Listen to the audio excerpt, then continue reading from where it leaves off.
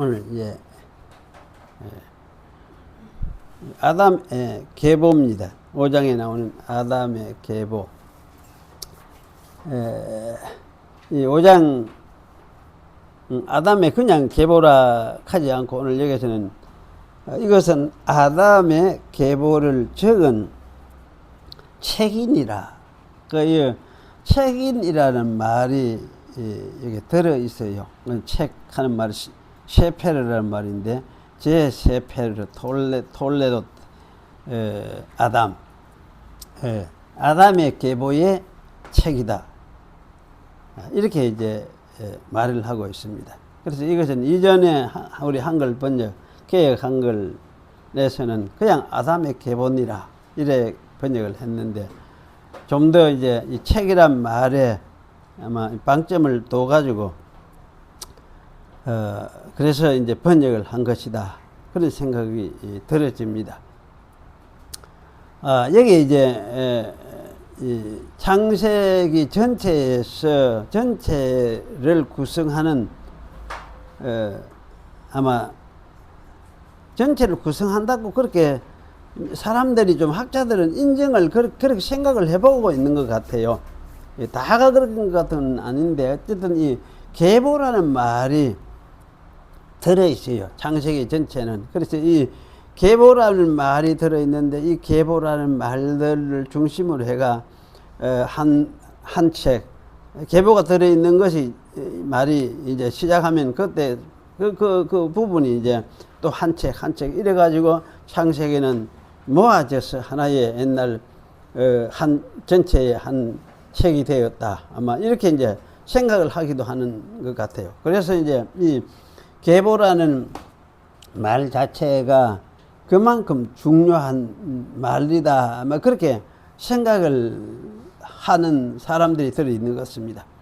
그래서 여기서 이제 오늘 여기서 5장 1절에서는 두 번째 이 계보라는 말이 사실 나오고 있는데 여기 이제 이것은 아담의 계보다 이렇게 이야기를 하고 있고 첫 번째가 2장 4절에 천지의 그때는 대략이다 이렇게 2장 4절에서는 번역을 했어요. 그래 서임에 따라서 아주 다양하게 번역이 되고도 있습니다. 그래 뒤에 가보면은 이거는 이제 족보다 이렇게 또 번역되고도 있고 다양한 말인데 하여튼 서임에 따라서 다양하게 번역이 되고 있습니다. 그래서 이렇게 이제 같은 말이라도 번역이 이렇게 다양하게 번역되는 것이 옳았냐 아니냐 이건 참 생각하기 좀 어려운 부분이 있긴 있는데 어째 생각해 보면은 각 사용되는 맥락에 따라서 그 상황 맥락에 따라서 맥락에 가장 알맞는 말로 이렇게 번역을 하는 게 옳을 것 같다. 이런 생각이 들어지는데 그리 안 한다 하면은 사실은 요 한 말은 그냥 막 원어 그대로 해가 톨레도 이카든지 뭐 요렇게만 쓰면은 그럼 우리 한국 사람들한테 영 낯선 이상한 이게 무슨 소리고 이렇게 이제 되죠. 그러니까 사실은 서임에 따라서 그 서임 속의 맥락 속에서 가장 알맞은 뜻으로 이제 번역을 하려고 노력하다 보니까 아마 이제 한 단어라도 다양하게 이렇게 이제 다양하게 번역이 되는 것 같아요. 한 단어가. 그래서 아마 그만큼 이거는 이제 폭넓게 사용되고 있던 말이었구나 하는 걸 우리가 이제 생각을 하고 또 이런 이제 말을 우리가 생각하면서 이게 굉장히 창세기 자체를 이루고 이해하는데 중요한 하나의 키가 되는 단어이기도 하구나 하는 걸 우리가 참고를 할 필요는 있습니다. 여기 이제 아담의 계보를 적은 책이다 이렇게 말을 했는데 참 이건 곧 이어서 우리가 이건 아담 자손들의 이름이 쭉쭉 나오고 이렇게 될 줄 알았는데 사실은 그렇게 하지 않고 사람 창조로부터 다시 올라가 시작을 합니다. 그래서 여기는 하나님이 사람을 창조하실 때 사람 하는 말이나 아담이라 하는 말이나 똑같은 말이에요. 아담이란 개인을 부를 때도 아담이카지만은 그 사람은 사람이거든. 맨 처음에 지은 사람이거든. 그래서 하나님이 이 사람을 창조하실 때 이렇게 시작하여서 이제 하나님의 형상대로 지으신 걸 이야기를 해요. 하나님의 형상대로 지은 것을 이야기를 하고, 또 남자와 여자를 창조하신 것을 이야기하고, 또 그 사람을 복 주셨음을 이야기를 합니다. 그래서 이건 마치 창세기 1장 27절에서 28절을 반복하는 것 같습니다.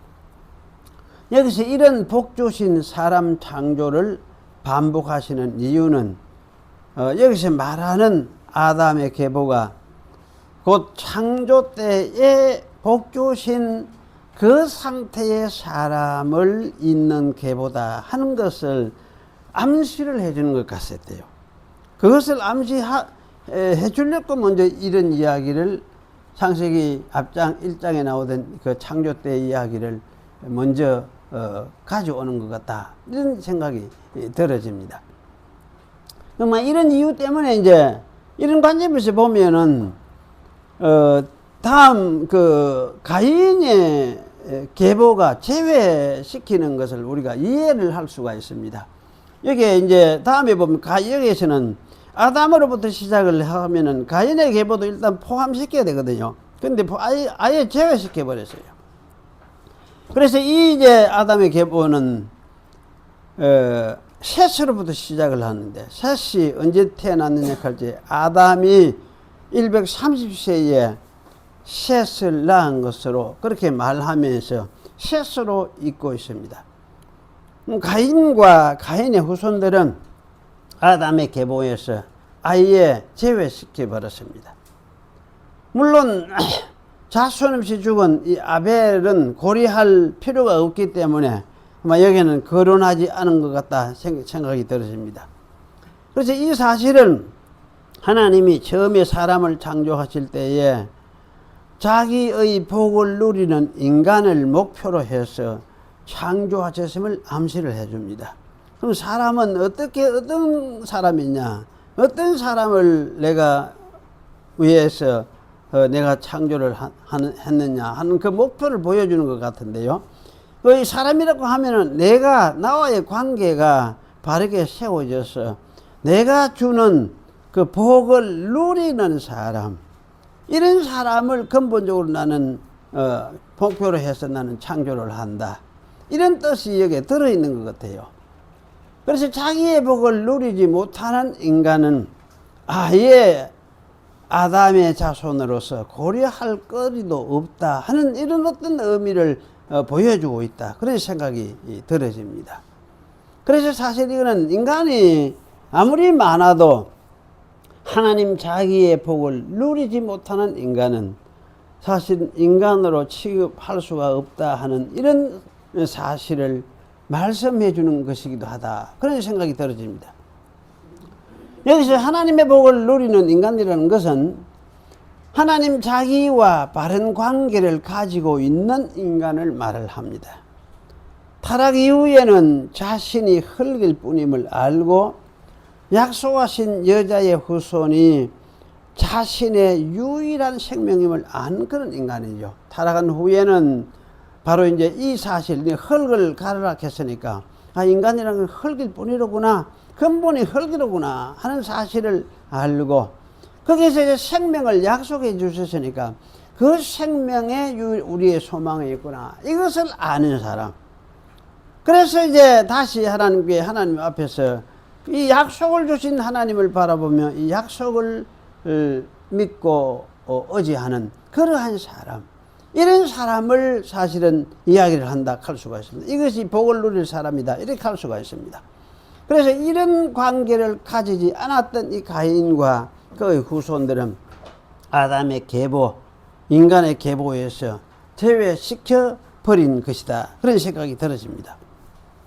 이런 의미에서 볼 때에 아담이 130세에 낳은 이 셋이 아담의 모양과 형상을 했다는 이 말은 셋이 아담이 땅을 가는 뜻을 가장 잘 이해하고 받아들인 아들이라는 뜻으로 이해가 됩니다. 그래 아담이 사실은 땅을 갈고 하면서 계속 살아가는데 사장의 가인은 이것을 이해하지 않았고 받아들이지도 않았고, 그런데 이제 이 셋이 사실은 이것을 가장 잘 이해하고 받아들인 것이다, 그런 말씀이죠. 따라서 이 5장에서 말하는 아담의 계보는 여자의 후손에 의해서 주어질 생명을 바라보는 자들의 계보다, 그렇게 말을 할 수가 있죠. 그래서 곧 인간의 본질이 흙이라는 사실을 인식하고 여자의 후손에게 소망을 두는 자들의 계보라고 이해를 할 수가 있습니다. 그런데 이제 이 계보는 몇 가지 특징이 여기에 있습니다. 첫째, 이 계보가 보여주는 반복되는 구절을 우리가 주목할 필요가 있습니다. 그게 무엇인가 하면은 누가 누구를 낳고 몇 년을 지내며 자녀를 낳았으며 또 몇 세를 살다가 죽었더라, 그런 형식의 반복이에요. 이 말이 계속 반복되고 있어요. 그래서 사실 이거는 어떻게 보면은 이 계보에 나오는 이 사람들의 생애를 이런 형식으로 반복하고 있는데, 이것은 참 분명히 어떤 뜻을 여기서 보여주려고 하고 있구나 하는 것을 우리가 암시를 받게 됩니다. 그렇다면 이 반복 형식이 무엇을 암시하려고 했을까? 무엇을 의도하고 있는 것일까? 이것을 우리가 이제 생각을 해봐야 되죠. 우선 우리는 이곳에 나오는 사람들이 365세를 산 에녹을 제외하고 나면은 모두가 거의 700년 이상, 800년 이상 살았습니다. 모두가.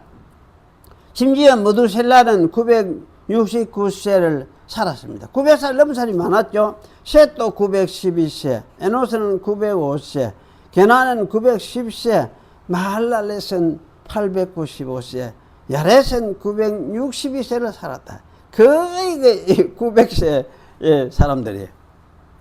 이쯤 되면 이 연수는 과연 이게 사람의 나이라고 말을 할 수가 있는가 하는 생각이 들게 되었어요. 그래서 많은 합리적인 사람들이 사람의 수명이 어떻게 이렇게 오래 살았단 말이냐, 이걸 어떻게 믿을 수 있겠느냐 이런 생각을 가지죠. 그래서 이렇게 기록한 이것은 아마 다른 뜻이 있을 것이다. 실제로는 다른 무엇을 말하려고 이 사람들을 이렇게 오랫동안 산 것이 아닐까, 산 것처럼 그렇게 기록했을 것이다, 그런 생각을 하죠. 그러면서 이제 어떤 사람은 고대 수메르 왕들의 예를 들면서, 고대 수메르 연대기에 보면은 고대 수메르 왕들이 다스린 연대기를 제시를 하는데, 그거는 왕들이 다스리기 연수가 얼마냐, 최소가 18,600년이에요. 그 다음에 최대로는 43,200년까지 제시되고 있습니다. 이 사이에 뭐 3만 몇천 년, 뭐 2만 5천 년, 뭐 이런 식의 그 기록들이 나와 있어요. 그리고 8명의 이 왕들의 통치 연대를 이런 식으로 제시를 하고 있습니다. 아마도 여기 창세기 5장에서도 아담의 계보 역시도 이와 비슷한 어떤 목적을 가지고 오래 산 것처럼 기록한 것이 아닐까, 이런 생각을 하죠. 그래서 실제로 사람이 이렇게 산 것은 아니지만은 다른 어떤 목적을 가지고 이와 비슷한 긴 연대를 아마 기록을 한 것이다, 넣었을 것이다. 900살 이상 거의 이렇게 산 것처럼 이렇게 넣었을 것이다, 이렇게 이제 생각을 하기도 합니다. 이런 사람들이 사실은 요새 신학에서는 거의 아마 이런 쪽으로 많이 기울어져 가는 것 같아요. 거의 기울어져 가는 것 같아요. 이거는 실제 어떤 것은 아니다. 실제라기보다는 요거는 다른 어떤 것을 이야기하려고 이렇게 이제 아마 기록을 했을 것이다, 이렇게 이제 이야기를 하고 생각을 하고 있어요. 그런데 저는 이제 이 기록이 사실은 뭐 그렇게 해석을 해도 뭐 계시를 우리 이해하고 하는 데는 그렇게 나쁜 것 같지는 않은데, 그러나 계시적인 의미를 생각을 해보면 그럴 수가 없다는 생각이 들어집니다. 그래서 저는 이 기록은 그래 실제적이고 사실적인 기록이다 이런 생각이 들어요. 왜냐하면 가인의 자손들의 이 세력과 악한 어떤 악한 풍조가 점차로 이제 심각해져가는 그런 상황에서 하나님이 임재해 계신다는 사실을 당시에 보여주시려고 했던 사람들이 누구냐? 바로 이 사람들이다. 그래 아담과 셋과 노아로 이어지는 이 계통의 사람들이다. 그 말씀이죠. 그래서 그때는 인간이 타락하여서 죄가 인간 세상에 들어왔지만 그래도 에덴 밖에 거주하는 이 아담의 자손들과 함께 여호와 하나님이 함께 계시된 시대였습니다. 하나님이 거기 함께 사셔서요. 그 여호와 하나님은 이 인간들 속에 함께 사시는 그런 어떤 동거를 거주를 하고 있었습니다. 하나님은 이렇게 하면서 왜 그렇게 거주하셨느냐 하면 거주하면서 뭐냐면 영생의 길이 무엇이냐, 그것이 뭐 여자의 후손의 약속이 그게 영생의 길이 있다 하는 것을 상기시키고자 하셨습니다. 그것이 하나님의 그 동거하는 목적이었죠. 그래서 취한 방식이 아담의 자손들로 하여금 오래 살게 하는 방식이었습니다. 거의 천년을 살게 하심으로써 하나님이 여자의 후손을 통하여 영생을 약속하셨음을 상기시키고자 하셨던 것이요. 그래서 이 일을 위해서 하나님은 자기 신으로 사람 가운데 계셨습니다. 그래서 하나님은 그때의 사람들이 그토록 오래 살도록 만드셨다는 생각을 들어집니다. 이런 관점에서 볼 때 그 시대는 그야말로 인류 역사에 있어서 황금시대, 골든에이지. 이 황금시대 이런 말을 하는 사람이 있습니다. 신학자가. 어떤 신학자가. 황금시대. 이때가 황금시대였다. 왜냐하면 하나님이 이와 같이 특별히 임재하면서 사람들 속에 함께 계시면서 자기 신으로 함께 임재하면서 사람을 이와 같이 장수하는 현상으로서 자기를 나타내고 계셨으니까. 이거는 이제 사람 사는 그 어떤 단순한 수명을 말하는 것이 아니고 하나님의 사람 속에 계시던 임재를 보여주는 하나의 계시 사건들이었어요. 그래서 이제 그것을 보여주기 위해서 뭐냐, 900년 이상을 사는 것으로. 그건 천년 아닙니까? 천년 같으면 옛날에 숫자도 그냥 천천 해놓고는 그 다음에 또 천천 이렇게 하지. 그게 숫자도 없어, 별로. 천천히요, 만만히요, 이래 안 가도 이런 식이니까. 그래, 이거는 이제, 이런, 시대니까, 이런 걸 이제 생각을 해보면은, 사실은 이거는 하나님 자신의 영생하신 하나님이 인간에게 이런 영생에 대한 약속을 주놓고, 그 약속을 실현시킬 것을 보여주시려고 하신 사건이 바로 이 사건이다. 그래서 이렇기 때문에 이 사람들은 900년 이상 오래 살도록 하나님께서는 자기 신으로 그들과 함께 하면서 그렇게 사람들을 만드셨다. 이렇게 생각하는 게 저는 타당하다 싶어요. 이 본문이 보여주는 타당한 이치라 생각이 들어요. 그래야 사실 이 본문의 이 기록 자체가 이게 존중을 받는 거죠. 그래, 사람이 이건 도무지 있을 수가 없는데, 어떻게 이런 일이 있을 수가 있나. 이 생각하면서, 이건 다른 법이 있을 것이다. 그럼 이건 여기서 말하는 몇 살 가는, 이건 아예 무시해버린다. 900살까지 산다는 것을 무시해버리고, 다른 목적만 있을 것이다. 이런 것만 이야기해보면, 뭡니까? 내 생각, 우리 사람 생각 가지고, 우리 합리적인 생각을 가지고, 이거 본문 자체가 이야기하는 거를 이제 우리 마음대로 붙이고 떼고 제거하고 이런 어떤 짓을 우리가 한다 그 말이에요. 그래서 과연 그렇게 해서 되느냐? 성경을 보면서 성경 해석하고 하는 걸 그렇게 해서 되느냐? 그건 아니다. 그래가는 안 되겠다. 그런 생각이 들어져요. 그래서 사실은 이제 그런 생각을 우리가 접고, 그러면 하나님이 어떤 분이냐 하지? 하나님이 그야말로 전능하신 하나님이시고 하나님이 자기를 드러내시는 하나님이신데, 여기에 이 사건들은 하나님이 자기 자신을 드러내시는데 무엇을? 영생을 준비해 놓고 그것을 주려고 자기를 드러내시면서 보여주시는 사건. 이런 것이 바로 여기에 오늘 창세기 5장 사건이다. 이렇게 우리가 이해를 하자고 말이에요. 그러면은 여기 뭐 여기 기록해 놓은 거 뭐 969세 뭐 902세든지 뭐 912세든지 뭐라 해도 하나님이 그렇게 그 일 때문에 그렇게 하셨구나. 그렇게 생각을 하고 받아들이는 것이 나는 가능하다 싶어요. 그래 믿는 게 당연하다 싶어요. 여러분 어떻습니까? 좀 믿어집니까? 받아들여집니까? 900년 이상 이렇게 옛날 이래 오래 살았다는 이게 그럴 수 있겠네 이런 생각이 듭니까? 어때요? 어때요? 그거 아닌데? 아닌데? 저 옛날에 이런 사람이 내한테 아주 항의를 상당히 하는 사람이 있더라고. 내가 이제 이래 뭐 그대로 아이가 900 그대로 아이가 그대로 해야 되는데 그래 하니까 참 도무지 이건 믿지 못하겠다. 안 받아들이겠다. 그건 다른 목적이 있다. 이 시간. 저는 그래요. 그게 왜 그거 하냐요. 그게 얼마든지 도 가능하지. 하나님의 신이 사람 속에 계시면서 사람을 이렇게 살게 만드셨다. 왜? 영생의 약속을 주시고 그 약속을 보여주시기 위해서 그것을 이루실 것을 확실히 보여주기 위해서 하나님이 이렇게 하셨다는 거죠. 계시를 위해서. 그런데 그게 무엇이 불가능할 것이냐 하단 말이냐. 그래서 저는 이렇게 이 본문을 살펴볼 때 이렇게 이해하는 것이 너무나 타당하다는 생각이 들어요.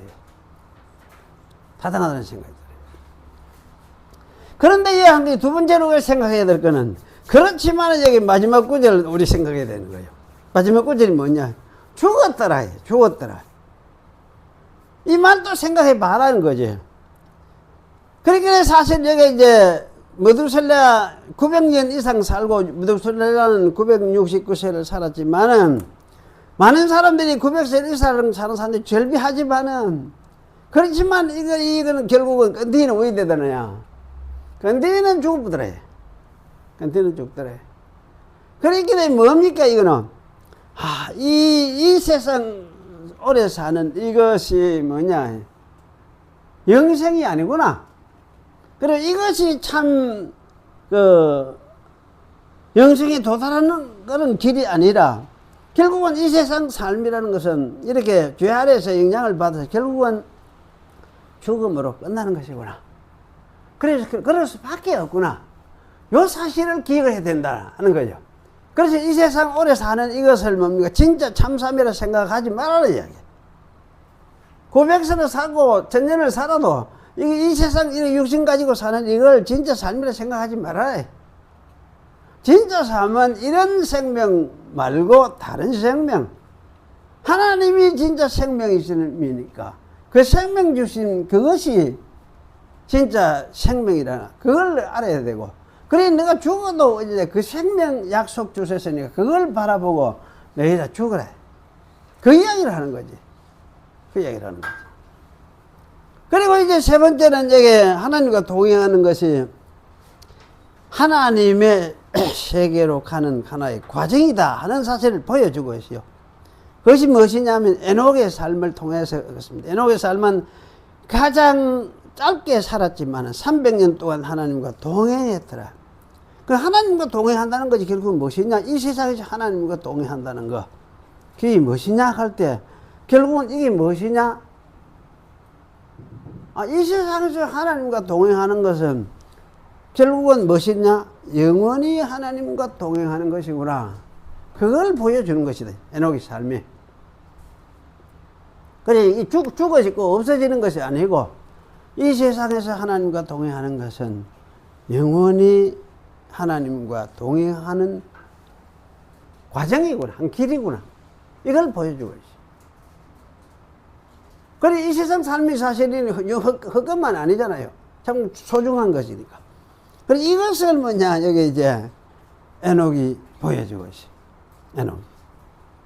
그래서 이 세상에 우리가 하나님과 동행하고, 동행한다는 말은 같이 산다는 이야기야 이거. 그럼 어떻게 하나님이 같이 사는 것이냐? 하나님 믿고 의지하고 같이 살아가는 이것이 뭐냐? 하나님과 동행이다. 그럼 이렇게 사는 것이 뭐냐? 영혼에 참여하는, 하나님의 생명을 참여하는 하나의 과정이구나. 이렇게 알라는 이야기예요. 이게 에녹이 보내주는 하나의 과정입니다. 그래서 이 에녹하고 앞에 에녹성, 가인의 아들 에녹성, 아들을 낳고 에녹이라 이름 지으면서 에녹성을 지었죠. 그 이름이 같은 이름이라. 같이 대조를 해서 생각을 해봐라. 그는 가인의 아들, 그는 뭡니까? 나가가지고 방황의 땅, 롯 땅에서 거기서 성을 지어가 그것을 자기 사는 생명의 방패다 이렇게 생각을 하고 그 속에서 살았지만은 결국은 어쨌냐? 그들은 멸망의 길로 가고 말았지 않느냐? 그런데 그들은 그래 됐지만은 진짜 뭐냐? 이 하나님과 동의하는 이것은 진짜 생명, 영생에 도달하는 하나의 과정이다 하는 걸 더 이제 간접적으로 보여주고 있어. 강조를 하고 있어. 강조를 하고 있어. 그리고 여기 이제 라멕이라는 이름, 라멕을 통해서 또 이야기하는 것이 있습니다. 라멕이라는 이 사람도 역시 라멕, 가인의 자손에서도 라멕이 있었거든요. 가인의 자손에서 라멕은 어떤 라멕이었습니까? 억수로 뭡니까? 내 방 누가 건드리기만 해봐라. 다 조집을 기다. 이게 이렇거든. 그러니까 칼하고 창하고 내가 내 이 다 있다 이거. 내가 건드리면 해봐라 내가. 그래 놔줄게. 이런 사람 아주 잔혹하고 힘과 무력을 믿고 살아가는 사람. 요새 그런 사람도 있죠. 요새 그런 사람도 있어. 뭐 힘과 무력뿐만 요새는 이제 아마 재력이 그런 류에 해당될지도 모르겠어요. 세상에 이런 어떤 통치자들도 있고 이러는데 그런 류의 사람이었어요. 그런 류의 사람인데 여기에서 이제 이 가인의 자손 말고 여기 이제 라멕은 어떤 사람이었습니까? 이 라멕은 이제 노아의 아버지로서 선지자로 사는 사람이에요. 선지자로서. 그래서 선지자로 사는 이 시대가 너무나 죄악으로 흘러가고 있구나. 이걸 생각을 하면서 노아를 놓고 노아가 이 아들이 이 세상에 완악하게 돼서 망하게 된 이 세상에 하나님이 여기에 저주를 하셨던 세상이다. 그래서 우리가 이렇게 고생을 하고 있는데 이 아들이 이 저주를 좀 풀어주고 우리에게 안식을 가져다 주면 좋겠다. 이제 소원을 가지고 살았어요. 살았는데 사실 노아가 나서니까 노아 이 아들이 바로 이 일을 할 아들이구나. 하나님이 그렇게 한번 감동을 해가 깨닫게 만들어줬어. 그래서 이름을 노아라 지었어요. 노아. 그 노아라는 말이 무엇이냐면 안식이에요. 안식. 그럼 노아가 사실은 이제 이것을 미리 라멕은 예언을 하고 있었어. 이 아들이 일을 할 것이다. 이 아들이 예언을. 실제 그들이 이제 노아 위에서 그들이 했죠. 이걸 아들한테 일이 될 것이 하나님 일이 할 거니까 니도 이걸 대비를 해라. 그래가 노아가 방주 짓는 짓을 했지. 아마 노아 방주를 한 몇 년 전 짓을까? 최소한 한 100년은 안 짓겠나 싶어요. 100년 동안은 짓겠나 싶어요. 그러면서 이 방주 짓는 일을 하면서. 그래서 사실 노아는 사실 이렇게 이대로 이런 일을 했습니다. 홍수 심판을 가져와서 심판을 해야 세상에 저주가 풀려지잖아요. 심판이 풀려지고 그 다음에 하나님의 축복하시는 축복이 또 주어지고 그게 창세기 9장이 나오잖아요.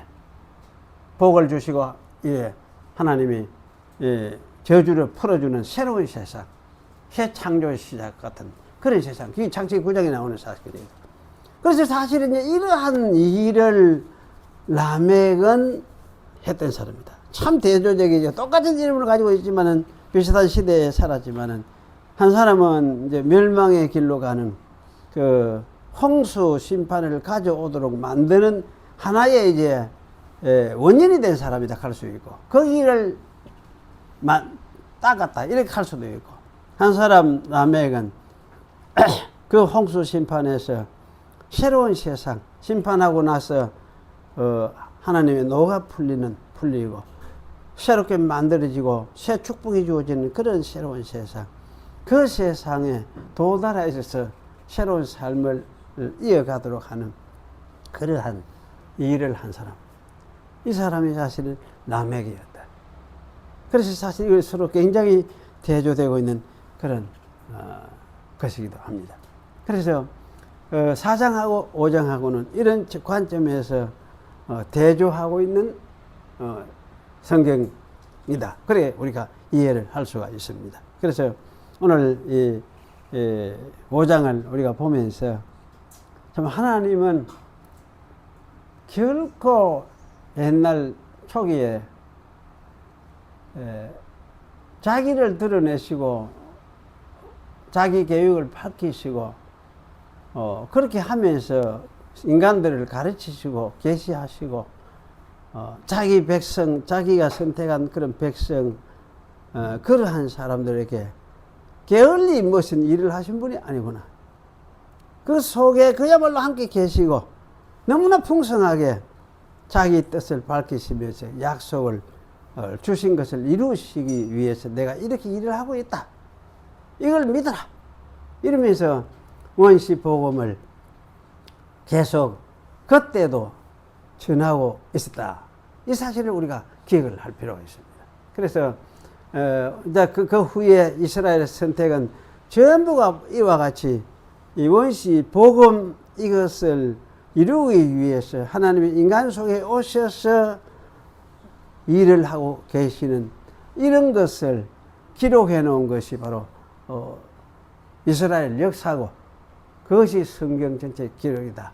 이 사실을 기억을 하고, 그래서 사실 이제 시작에서는 하나님이 아들을 보내 가지고 최고의 계시를 드러내시고 밝히 나타내셨다는 이 사실을 여러분이 기억을 하고, 그래서 참 성경 속에는 하나님의 계시가 이와 같이 풍성하게 들어있어요. 풍성하게 들어있어요. 그래서 성경 속을 구석구석 들여다 보면은 이 속에 창조하신 그 하나님, 창조주 하나님이 어떻게 인간 속에 역사를 하면서 자기를 드러내셨던가, 이것을 명확하게 명백하게 이렇게 밝혀주고 있는 것이 성경이다. 이 사실을 여러분 기억을 하시기 바라요. 그래서 문득문득 잊지 말고 이 성경을 보고 성경 속에서 하나님을 찾아 발견하도록 그렇게 하시기 바랍니다. 기도하겠습니다. 그러하신 하나님 감사합니다. 오늘 주신 말씀 고맙습니다. 참으로 옛날 그때 너무나 인류 역사에 있어서 초기에 하나님께서 자신의 계획을 주시고 약속을 주시면서 인간 속에 자신이 함께 계시면서 자기의 뜻을 이루실 것을 가르치신 것을 우리가 다시금 되새겼습니다. 하나님의 크신 은혜가 너무나 크고 하나님의 사랑이 너무나 크고 그 자비하심이 너무나 크심을 우리가 다시금 확인하였습니다. 그 사랑, 그 자비하심 때문에 또 아들을 보내셔서 우리에게 자기를 알려주셨습니다. 저희들이 주신 이 성경 말씀 통해서 하나님이 하신 이 사건들을 통해서 보여주신 하나님의 뜻을 잘 마음에 새기며 이것을 붙들고 믿음으로 살아가는 저희들이 되도록 하나님께서 저희를 이끌어 주시옵소서. 그 주 예수님의 이름으로 기도하옵나이다. 아멘.